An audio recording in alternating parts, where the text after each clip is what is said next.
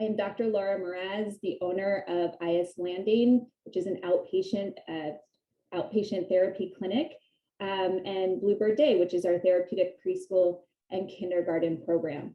I started Eyas Landing as an early intervention therapist in 2007 and have really grown our programs around our community needs, including Merlin Day Academy, which we're opening this fall, which is going to be an ISB approved therapeutic K through 8th grade program.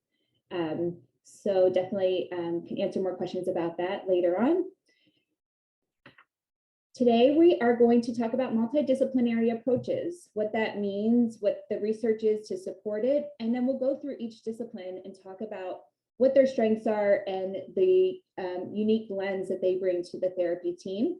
We'll talk a little bit about how to create a family action plan to really set up, and be able to get the intervention that you need for your child.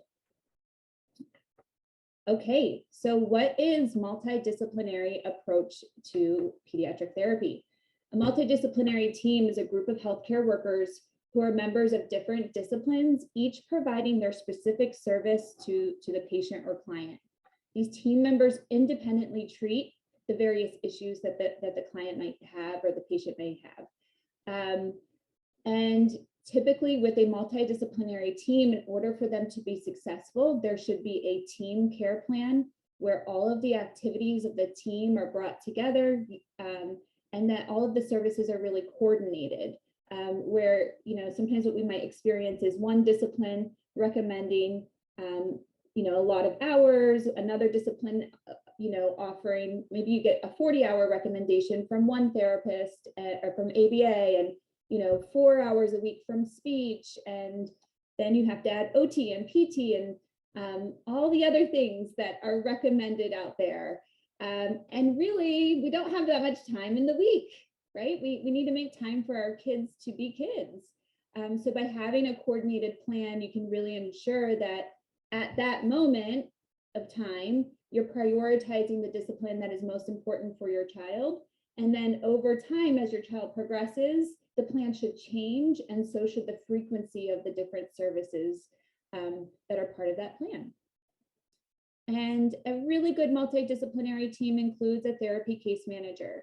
This is someone that serves as your child's caseworker or team lead, and your main contact person, so that you're not having to talk to all the different therapists or be the messenger between the different teams.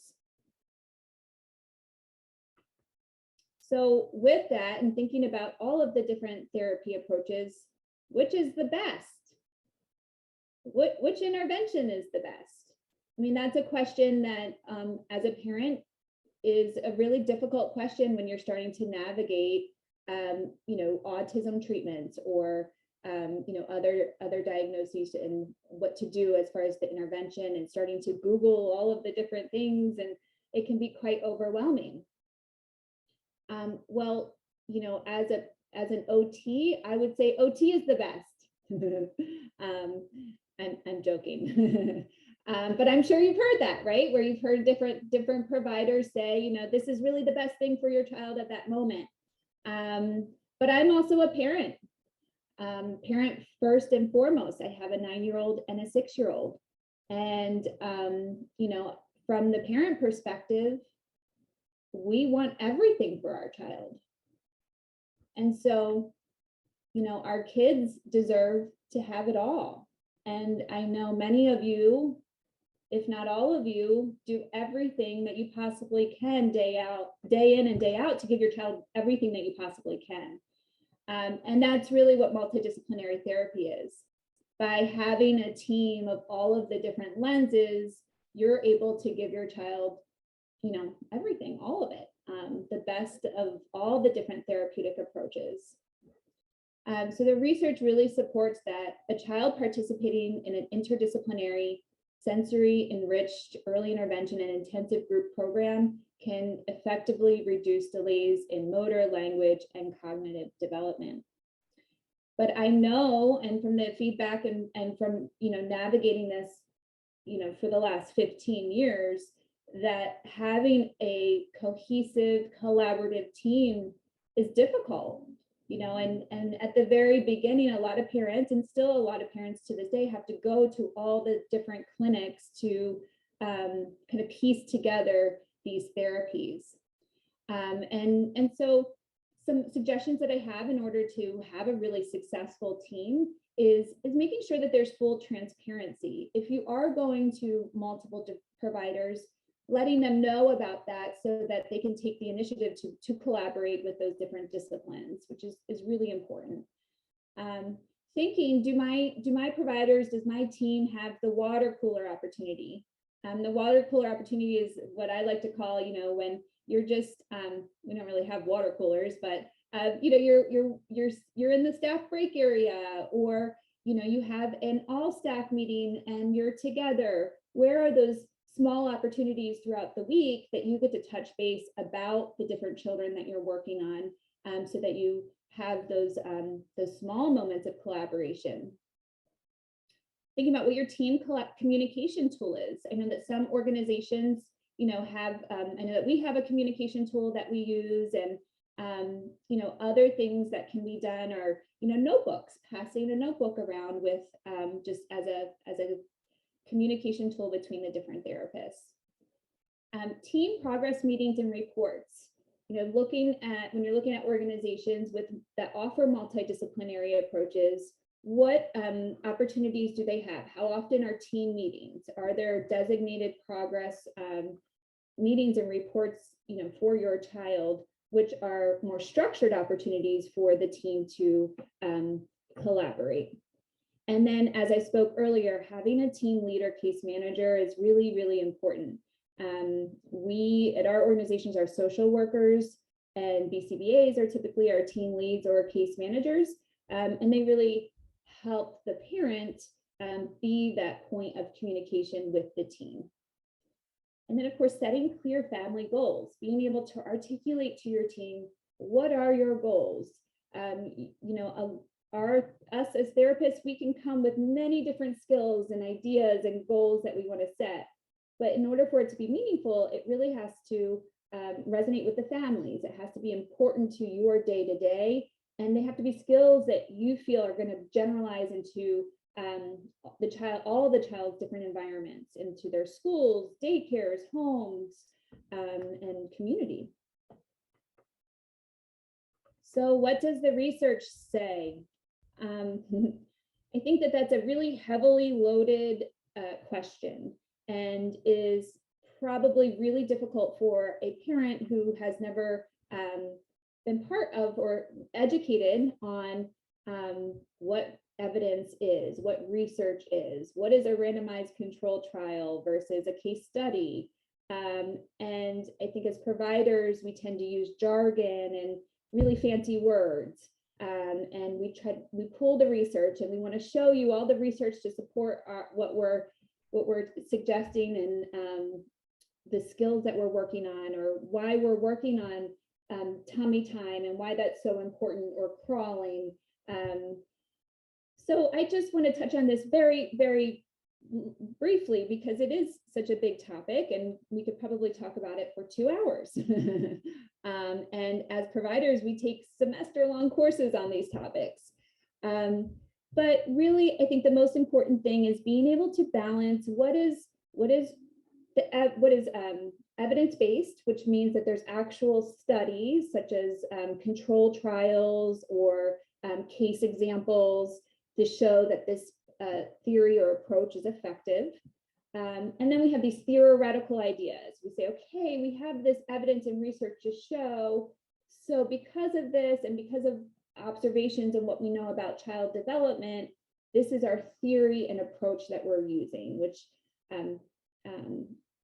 can be bottom up or top down.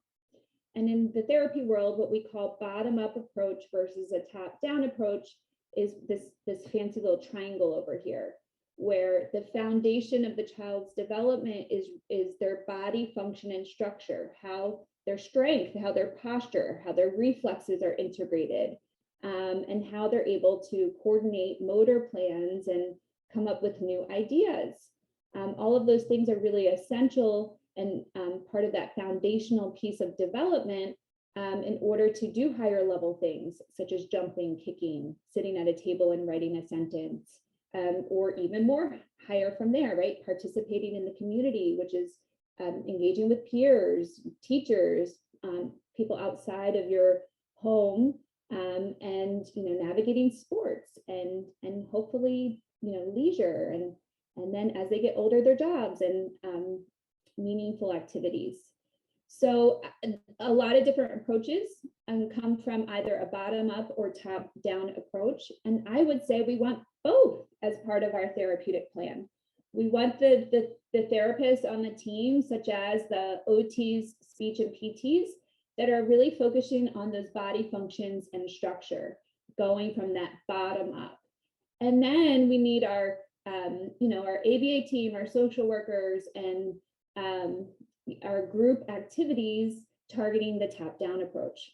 And by having that blended piece, we're giving them, both, the best of both worlds.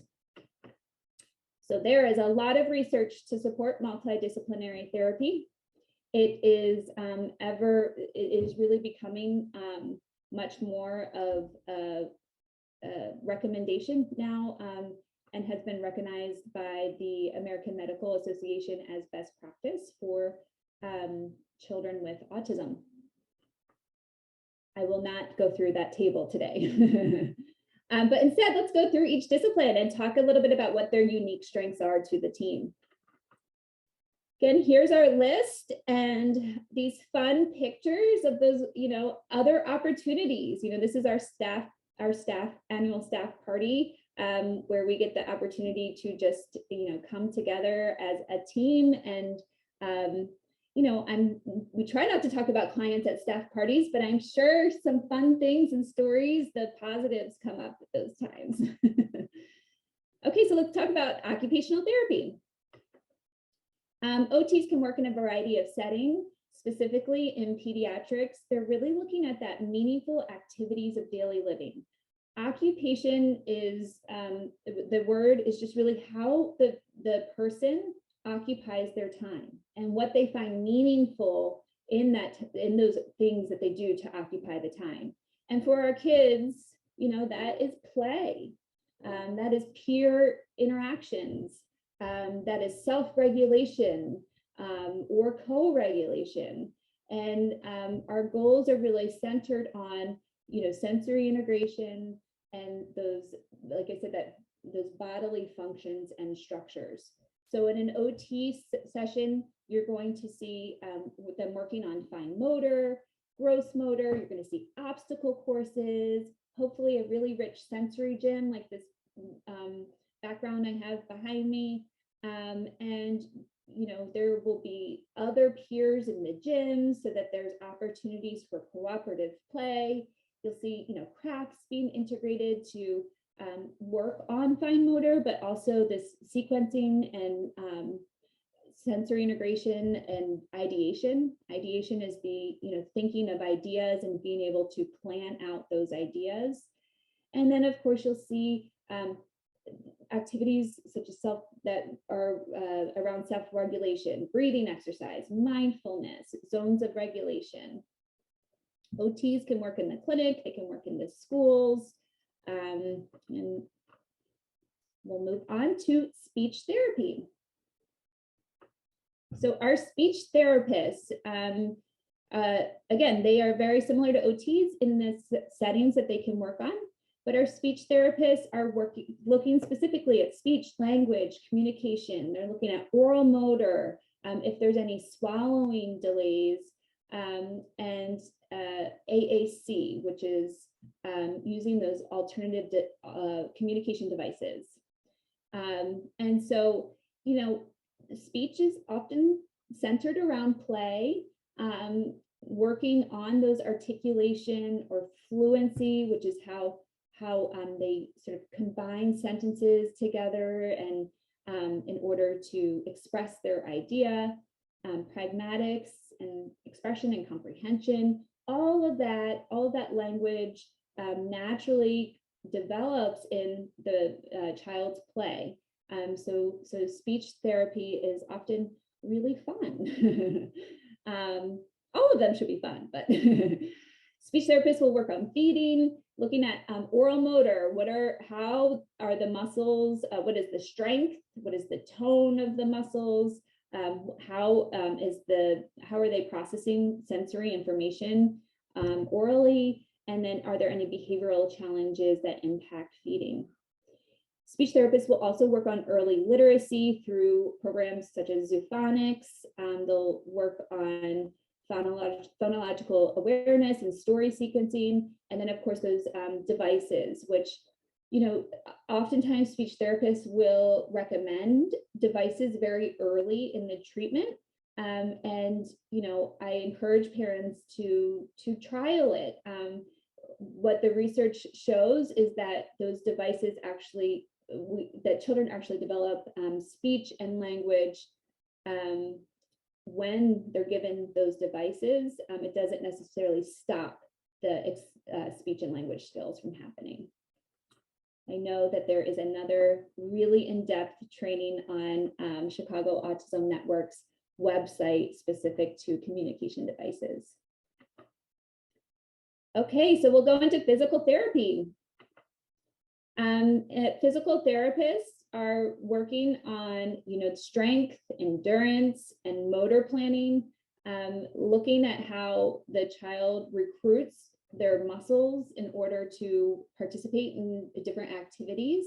And so oftentimes they'll, be in the gyms or go to playgrounds, working on skills such as bike riding and running, and really looking at breathing. How does the child recruit breath when they're participating in gross or even fine motor activities? Things such as reflex integration, and if that's impacting the child's ability to sit and attend at a desk. And then, of course, more complex motor movements, which would be, yoga or organized sports, and being able to participate in a busy motor environment with other peers. We have our developmental therapists. Developmental therapists are fairly unique to Illinois. Each state has a different early intervention specialist, and in Illinois, they are called developmental therapists. I like to think of the developmental therapist as the teacher on the team. They're really the ones that are more generalist. They cover all areas of development, specifically looking at cognition and those early academic skills, preparing the child to be able to sit at a tabletop and do a puzzle or read a book in a circle time type of activity. They will do a lot of crafts and reinforce the gross and fine motor activities or skills that are being worked on in other disciplines. And of course, that early literacy through book exploration. Social work. Social work is a wonderful, another wonderful component of a multidisciplinary team. Our social workers often serve as our case managers. Their treatment areas really focus on the child's social emotional skills and their ability to establish peer relationships, looking at what is their self-efficacy, their sense of self in a group setting, and helping children with stress regulation or breathing exercises and mindfulness activities. And then, of course, what's really just a great piece of social work is that they also do a lot of family counseling, a lot of family support, doing one-on-one sessions, and really your opportunity as a parent to have someone to talk to about the struggles that you have at home, and be able to be that point person to communicate those things with the team.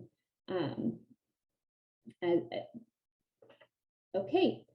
You will also have your teacher, which in special education is usually an LBS 1, which is a special education license endorsement. In the school settings, your teachers are really required to align their goals and their activities around Illinois early learning standards. So their educational activities and lesson plans are different than what you might see when you're coming from, a more therapeutic setting where our goals are really discrete, our skills are very just specific, whereas a teacher's goals are really about exposing the child to the curriculum and skill acquisition, but a big focus on it is exposure. And then we have ABA. And in ABA is applied behavior analysis, and it's a behavioral approach to intervention. Typically, I shouldn't say typically, in all ABA teams, you have the board certified behavior analyst, the BCBA, who oversees the behavior therapists or registered behavior technicians. And so a BCBA will supervise multiple RBTs, and they'll be the ones that do the evaluations. And from the evaluations, they will then create programs or the set skills and activities that the RBTs work on directly. And so, ABA team is also generalist. They work on a wide range of skills and targets. But the ABA approach, which is a little bit different than the approaches that we just spoke of, it's very skill-based. So based on the ABA assessment. And you will also see things like visual schedules. You'll see things like star charts, reward systems. ABA therapists also work on social skills and communication, and will work on identifying emotions and have a bit more of a cognitive approach to sensory regulation. Okay, our nutrition and feeding therapy nutritionists in our team work on just ensuring that the children are eating a variety of foods. We often see that with autism and sensory processing disorders, that children get really stuck on the foods that they eat, it's called a food jag, or we see that children don't have enough strength or oral or sensory awareness to participate in mealtime as in a way that they're getting the nutrients that they need. So nutritionist therapy or treatment activities will look at snack time and lunchtime and being able to help the child explore new foods. They may use the SOS feeding approach, which is a sensory-based approach to food exploration. Nutritionists can also help families in meal planning, which I think we all can use a little help with meal planning at times, and assist if your child is experiencing any deficiencies in nutrient deficiencies due to any medical conditions. Okay, we also have neuropsychology. No, it's a lot of information and a lot of members on the team. Neuropsychologists typically, when we're thinking about pediatrics, they're the ones that are doing those evaluations. So they'll do different cognitive or diagnostic evaluations. And so if you're looking for a diagnosis of autism, or maybe you have a diagnosis of autism and you suspect there's a code, there's another diagnosis. Maybe I suspect my child also has a learning disability or is dyslexic.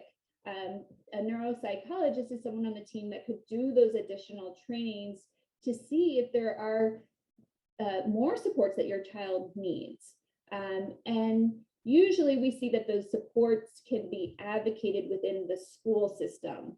So by having a neuropsychologist on your team, they can be your school advocate and using those assessments and evaluations when you go to your IEPs or you need different accommodations for your child. Okay, that's my list as fast as I can tell you all about the different wonderful disciplines. And yes, it's a lot. It might seem overwhelming, but it doesn't mean you have to do all of those different disciplines, right? I'm a big believer in looking at what do you need? What does your family need right now? What does your child need right now the most? And being fluid in and flexible in that your therapy plan is going to change over time. And you want it to change over time because your child is going to change over time. We want them to progress. We want their needs to change because that is a sign that they're improving and that the therapy is working. So I encourage families at any time through your journey of navigating therapy and intervention, the intervention world, when maybe things don't feel good, or you feel that you're hitting a plateau, or you're brand new to this, coming together with your family, all of the stakeholders, and brainstorming together what's working right now, and what isn't. What is, like, if we had every resource in the world, what would we want to do? Okay, well, we don't have every resource in the world, so let's pull these pieces that are most important to us. And thinking and having open communications with everyone that's part of your family. And that could be grandparents or aunts and uncles or, siblings, and how does that impact them and the whole family unit? And is that worth impacting them at this moment? Maybe, and maybe we say, okay, yeah, we're going to do this. We're all going to push hard for a year, and then we're going to reevaluate, and we're going to come together, and we're going to have another family intervention action plan. Setting smart family goals, making sure that your family goals are specific. You can measure them, track them over time, and achievable, relevant to everyone, and that it's time stamped. So it gives you those opportunities to come back to that goal and reevaluate it. The big part that I know is tough is funding considerations. And, we're so fortunate to have people organizations like the Chicago Autism Network and Autism Inc. that really help and support our families, or Answer Inc., I'm sorry.